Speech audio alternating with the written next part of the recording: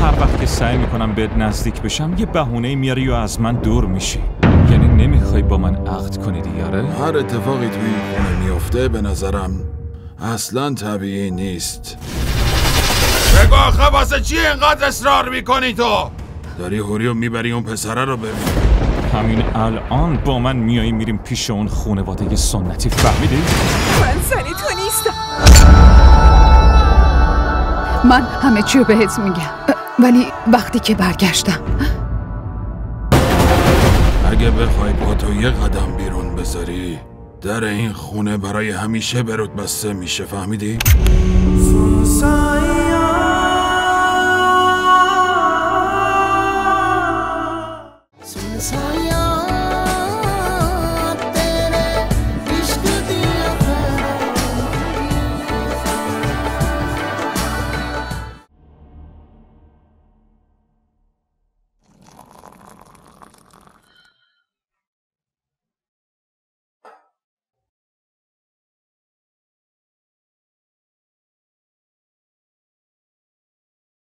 شفی برای چی صدام نکردی؟ خیلی سعی کردم ولی خوابت عمیق بود عزیزم. آره خب، شاید اثر داروها بوده، نمیدونم. آره وگرنه تو همیشه زود بیدار میشی.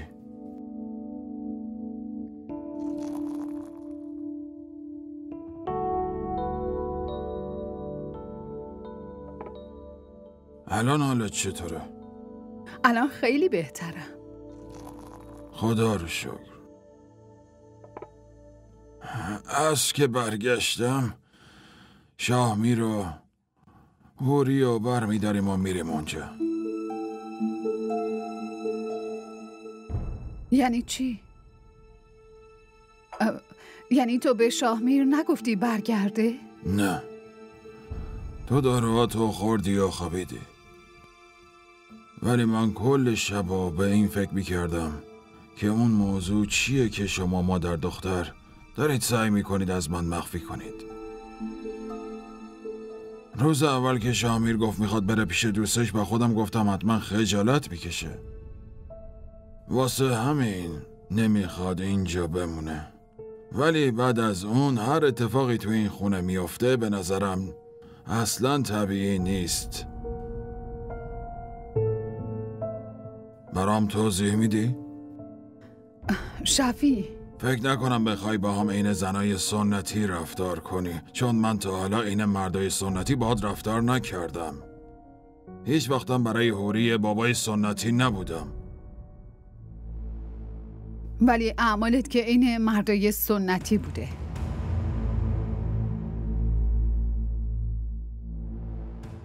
برای همین اگه دارم کاری خارج از توقعت میکنم مصلحت به اینه که ساکت باشم. بعد این همه سال از ازدواجمون نمیتونی بهم اعتماد کنی، ولی من هر کاری که میکنم برای هممون خیره. معنی اینکه هوری و اینجا تنها نگهداری و شامی رو بفرستی بره رو میدونی؟ تو مغز یه آدم بی خود بی همه چیز مثل قیصر الکی فکرای مسخره میاری. اگه میخوای همین که شاهمیر رسید اونجا شک کنن و قیصر بیاد دم در این خونه بشینه، و اگه میخوای کار خیری که میکنی تبدیل به کار شر بشه، خودت به شاهمیر بگو بره. من نمیتونم با دستای خودم ستونای زندگی دخترم رو بلرزونم.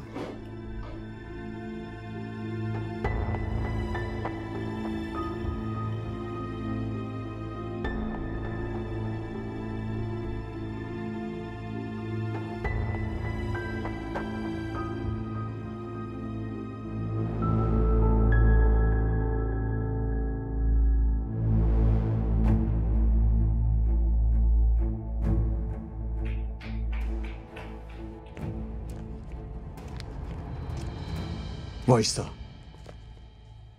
بله. ببینم تو اینجا کار میکنی؟ بله.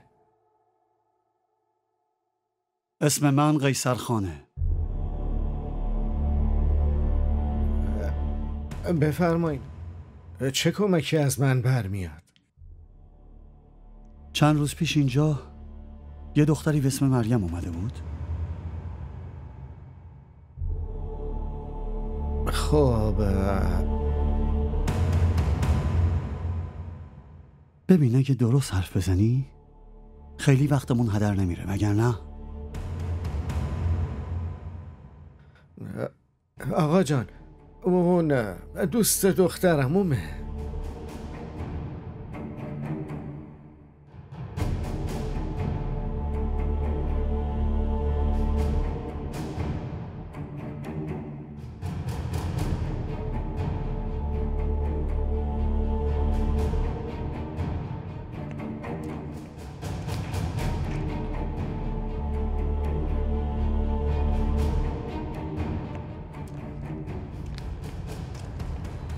باشه، پروازه کراچی به اسلام آباد و اسلام آباد به گیلگیت. بله. اولین جای خالیش کیه؟ نه برای امروز یا فردا هیچ ظرفیت خالی نیست.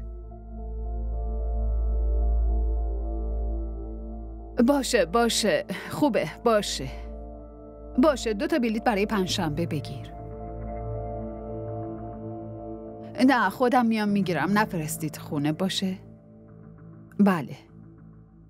خانم شعلا شفی و هوری شفی. باشه خیلی ممنون.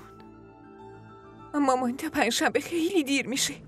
دخترم یه فستیوال برای کالاش هاست که هیچ پرواز خالی نیست. مجبوریم که پنجشنبه بریم. بعدش تو اون موقع من چه بهونه‌ای واسه شاهمیر بیارم؟ اون میخواد همین امشب بریم عقد کنیم. اینو خودت یه جوری مدیریتش کن دخترم.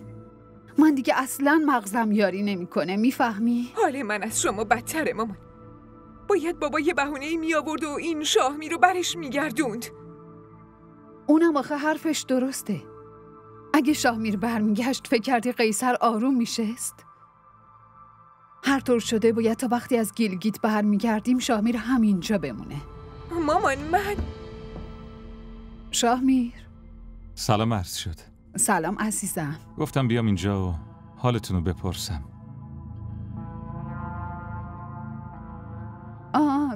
بیا تو. چرا اونجا بایستادی؟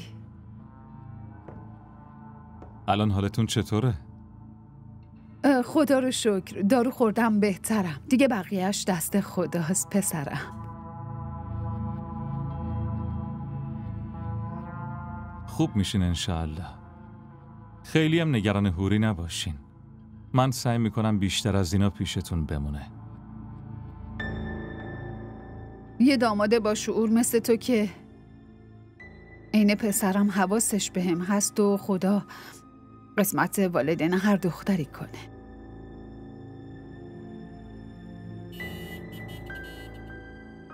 فکر کنم پدرت اومده.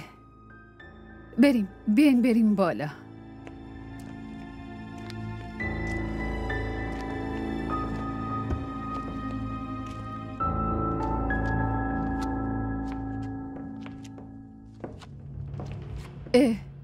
قیصر. سلام زنمو. علیک سلام. سلام داداش. حالت چطوره؟ خوبم. خانواده حالشون خوبه؟ بله همه خوبن. خیلی بهتون سلام رسوندن. مادر جان برای شما و هوری یه چیزایی فرستادن. ای وای، مادر جان که همش شرمنده‌مو میکنه. بذارشون داخل. بفرمایید بشینید.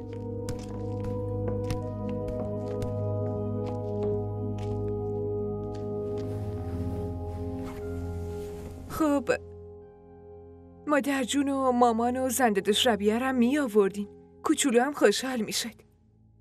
اگه می گفتی می آوردم. شماها گوشیتونم جواب نمیدین. نه، حال من بد شده بود قیصر.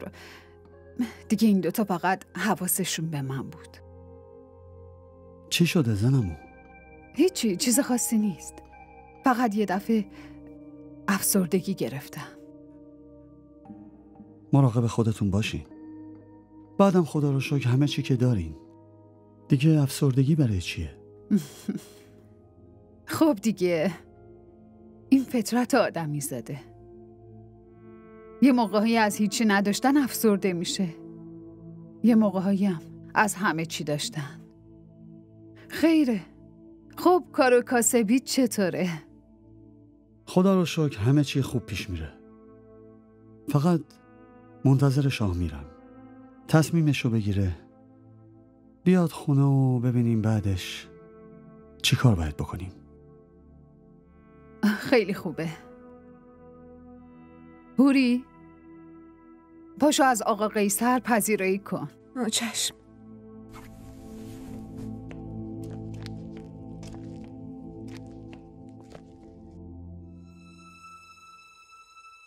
زنم و انگار هوری خیلی با دوستاش رفت آمد داره. حتی تا اونجا هم اومدن دنبالش. کیو داری میگی؟ هوری بهتون نگفته؟ آره، زنمو یه دوستش به اسم مریم اومده بود. هوری با خودش برد که دوستاشو ببینن.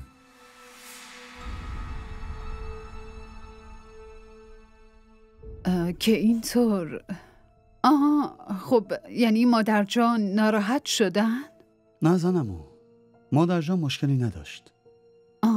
ولی من ناراحت شدم. چون زنمو شما شرایط خونه ما رو خوب میدونین. اگه امروز هوری از این کارا بکنه، فردا هم ربیه میگه تنهایی میخواد بره بیرون. آره. خیلی خوب. شاهمیر، خب اگه هوری اصرار داشت جلوشو میگرفتی یا اینکه باهاش میرفتی؟ خب راستش زنمو شاهمیر اون روز خونه نبوده.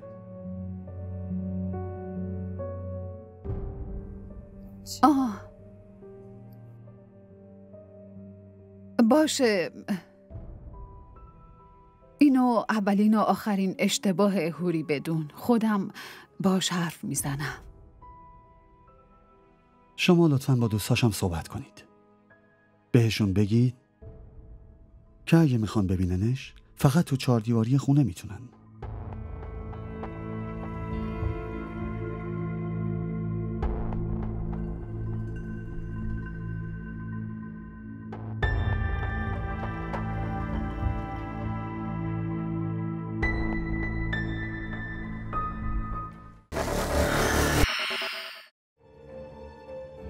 داری شوخی میکنی دیگه؟ نه من جدیم. یعنی نمیخوای با من عقد کنی دیگه؟ آره؟ من کی اینو گفتم شاهمیر؟ هر وقت که سعی میکنم بهت نزدیک بشم یه بهونه میاری و از من دور میشی. خب دیگه چه فکری کنم؟ شرایط منو درک کن. وقتی از اسلام آباد برگشتم دیگه هر چی بگی هر چی بخوای گوش میدم. نه هوری، اگه میخوای وقتی از اسلام آباد برگشتی یه نسبتی بین ما دوتا باشه باید همین امروز با هم عقد کنیم. شاهمیر، وگرنه دیگه هیچ وقت.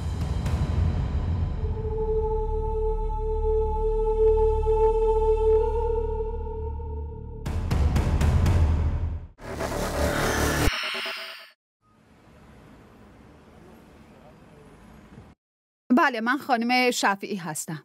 2 تا بلیت فوری برای اسلام آباد میخوام. نه بلیت گیلگیتو برای 5 شنبه بهمون بدیم، ولی اسلام آبادو همین امروز میخوام. باشه، خوبه، همون اکونومی بدین. فقط سریع اطلاع بدین، من منتظرتونم. ممنونم.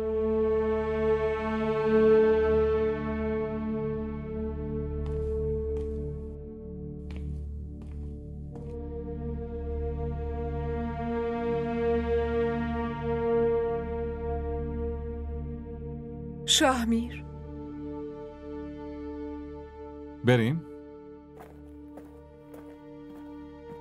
چی شده هوری؟ هنوز حاضر نشدی؟ نه. خب راستش مامانم میخواد بره اسلام آباد. خیر باشه. چطور انقدر یهویی؟ خب مامانم انقدر تو این خونه تنها نشسته حس میکنه زندانی شدی.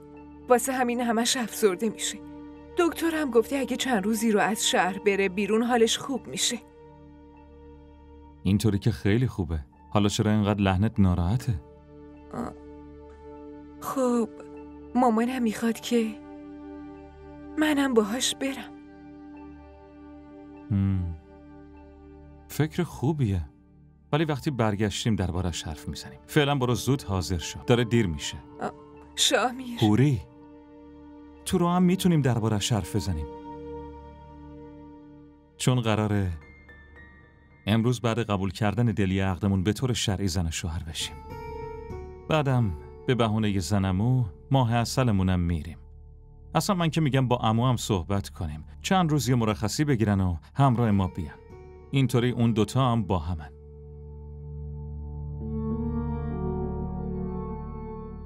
چی شد؟ به چی فکر میکنی؟ داره دیر میشه حوری. نه شاهمیر. مامانم فقط میخواد با من تنهایی بره. که اینطور. پس با این حساب فقط مادر و دختر میخوان با هم برن. خیلی خوب باشه. مشکلی نیست. اگه تازه عروس من میخواد تازه دامادشو تنها بذاره و بره، دیگه من چی میتونم بگم؟ ولی حوری، بعد از عقد میدونی چقدر از دوری تو احساس غربت بهم دست میده؟ نه. عقدمونم میفته واسه وقتی که برگشتم.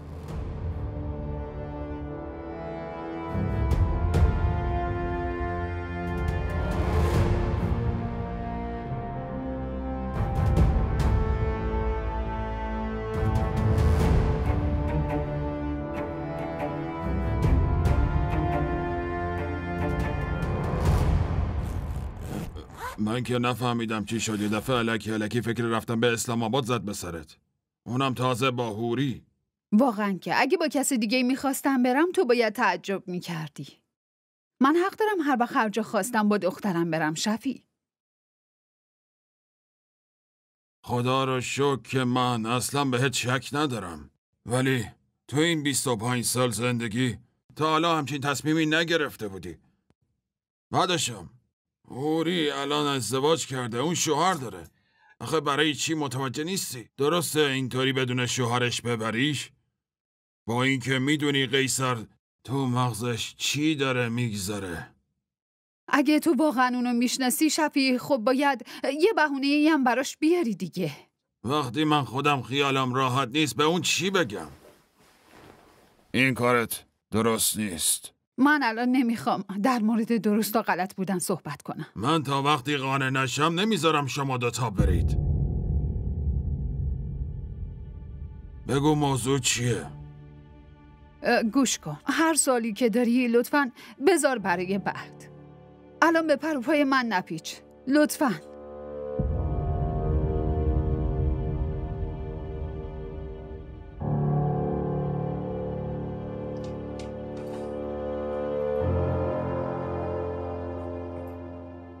باشه. پس تو هم تنهایی میری اسلام آباد. نمیذارم که حوری بیاد. چرا نمیذاری؟ برای اینکه من پدرشم. آره، برای همینه که زندگیشو براش جهنم کردی.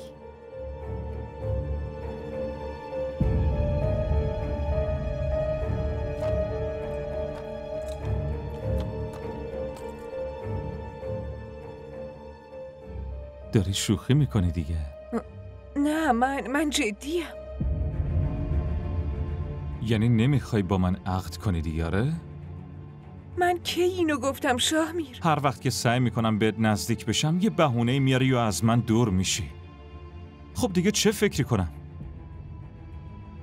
شرایط منو درک کن.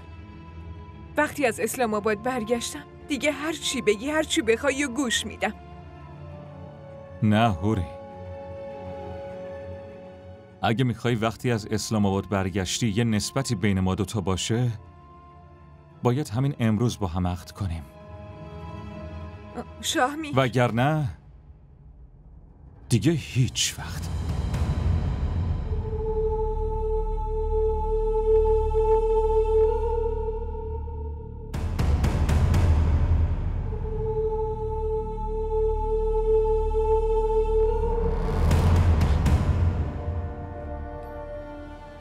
من زندگی هوری رو نابود کردم. معنیش اینه که تو نه برای خودت بلکه برای هوری داری میری اسلام آباد. داری هوری رو میبری اون پسره رو ببینه.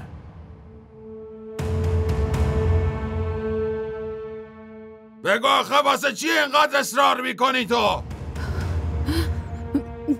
بگو. آروم حرف بزن. شرایط منو درک کن و لطفاً آروم باش.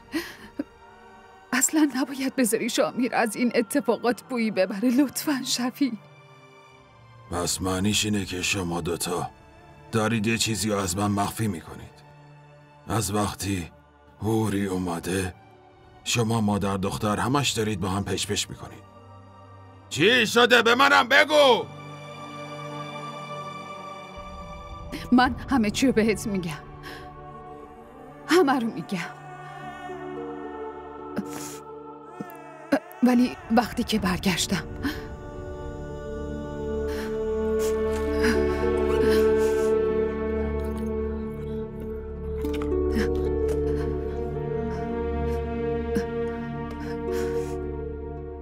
وایسا.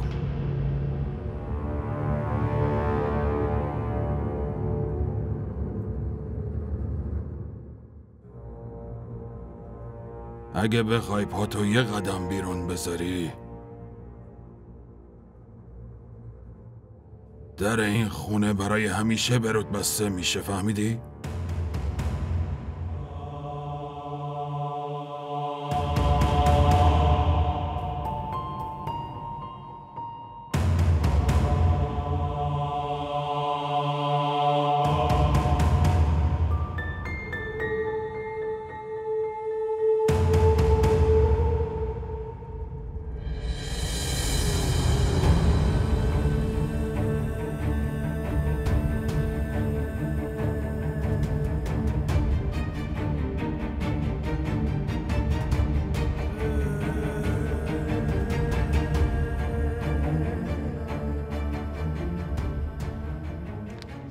وایسا هوری، قبل از اینکه بخوای جایی بری باید بهم بگی برای چی داری این کارو میکنی. شاهمیر، من برای هیچ کدوم از سوالات جوابی ندارم. لطفاً مجبورم نکن. من مجبورت نمی کنم هوری، تو داری میکنی. اگه هم دلت میخواد که این قضیه به گوش بزرگترا نرسه، پس هرچی که تو دلت هست و بهم بگو. زود باش. تو نمیتونی مجبورم کنی. خیلی کار ازم برمیاد هوری. اگه هم بهم نگی بد میبینی. دیگه هم نمیتونی کاری بکنی. تا حالا هم فقط با همین فکره که تحملت کردم. اما از الان به بعد دیگه از این خبرها نیست. خب تحمل نکن.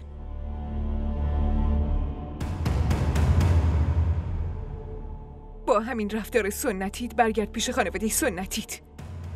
همین الان با من میایی میریم پیش اون خانواده سنتی، فهمیدی؟ با همون عقدی هم که بزرگترمون کردن، با همون عقد به عنوان زنم با هم زندگی میکنی. شامیر دستمو ول کن. ول کن لطفاً. بهم میگی سنتی، پس الان بهت میگم که ما به چه مردی میگیم مرد سنتی. اینکه چطور رفتار میکنه و چطوری زنداری میکنه. اون وقت میفهمی سنتی یعنی چی. من زن تو نیستم.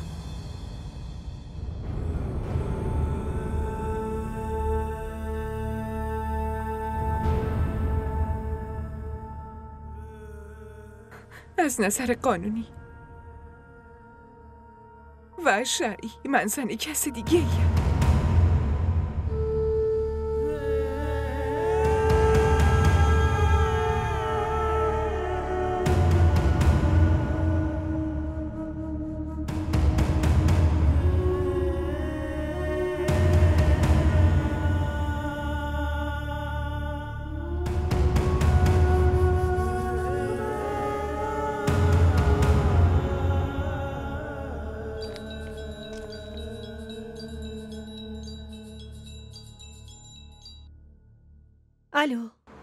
الو منم جمال.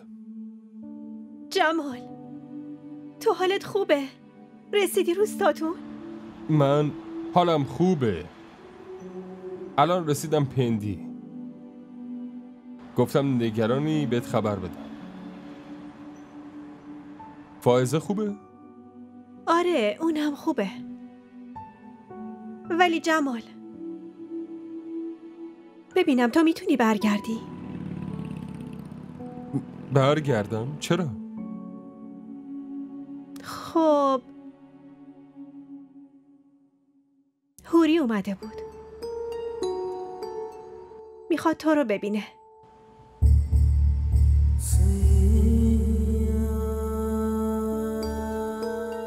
جمال تو صدامو داری؟ داداش گوشیمو بده دیگه، باتریش کمه. کم حرف بزن. فقط چند لحظه. باشه هوری منتظرته.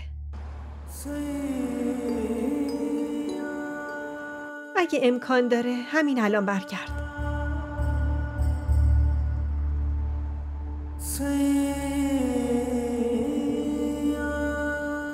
خیلی ممنون.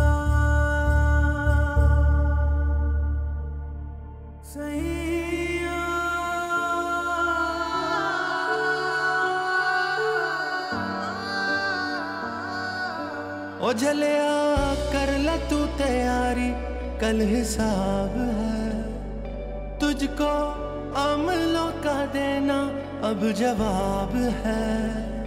मांग खुदा से उसकी रजा, क्यों जाने ख्वाहिशें करे तू दिल लगी की।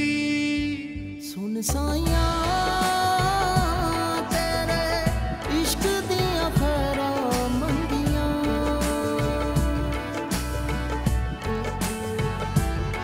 साया तेरे इश्क दिया खैरा मंगिया।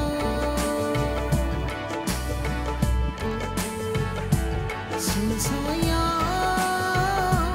तेरे इश्क दिया खैरा मंगिया।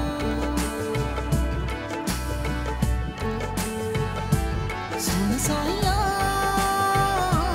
तेरे इश्क दिया खैरा।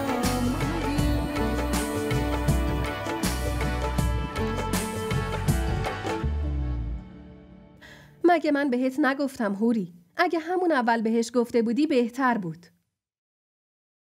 شاید اگه از همون اول همه چی رو بهش میگفتم بازم واکنشش همین بود. ولی هوری انقدر تو نظرش کوچیک نمی شدی. اون الان فکر میکنه که برای پوشوندن اشتباهت باهاش دوست شده بودی.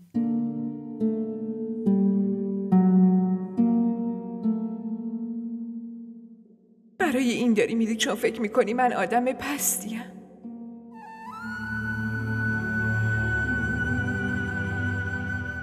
نه هوری، از نظر من تو نه، منم که کوچیک شدم. من با وجود یه ماجرا تو زندگیت اومدم، ولی تو مجبور شدی یکی رو ول کنی و بیای. برای همینه که من باید از زندگیت برم بیرون.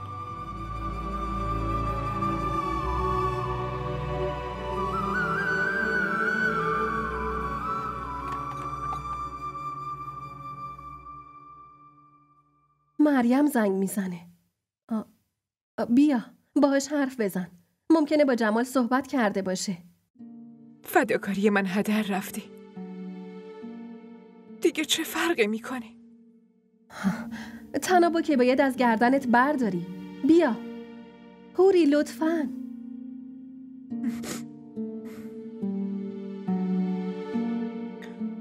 الو، از کی دارم بهت زنگ میزنم.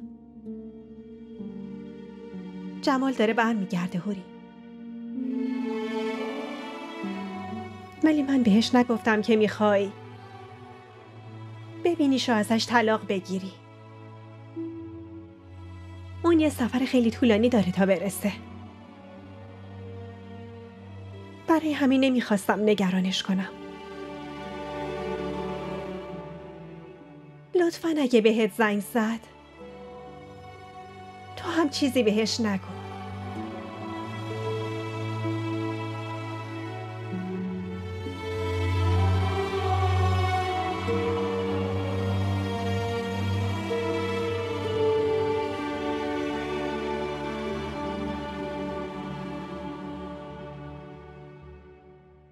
ببینم فلفلا رو خوب سابیدی؟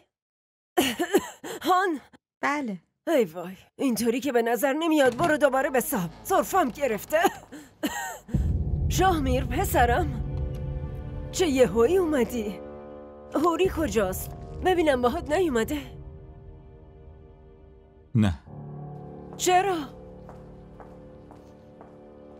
شاهمیر جواب منو بده. هان؟ حرف بزن.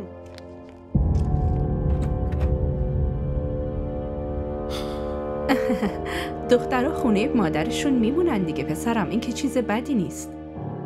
شاهمیر پسرم، همه چی خوبه؟ دخترها خونه مادرشون میمونن دیگه. این که چیز بدی نیست پسرم. ولی به نظرم یه چیزیت هستا. چی شده برادر شوهرجان؟ با هوری جر و بحثتون شده؟ هوری دیگه همونجا میمونه، پیش پدرم مادرش. تو پس اومدی وسایل تو ببری؟ آره؟ ای شیطون، پسر زنزلیل. از اولم شک کردم یا تو گولش میزنی و میاریش یا اون گولت میزنه و میبرتت. آخه ما بی سوادا مگه زورمون به این تحصیل کرده ها میرسه؟ مادر جان، ما دوتا دیگه جدا از هم زندگی میکنیم. هوری پیش خانواده خودش میمونه، منم همینجا.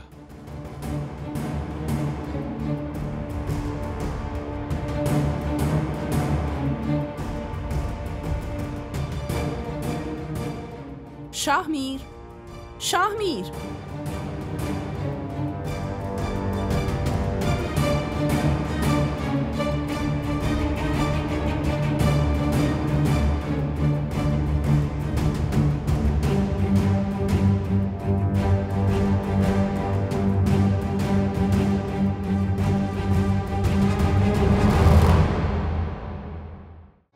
این ویدیو رو لایک کنید، کانالمون رو سابسکرایب کنید تا از سریال های جدیدمون هم آگاه باشید.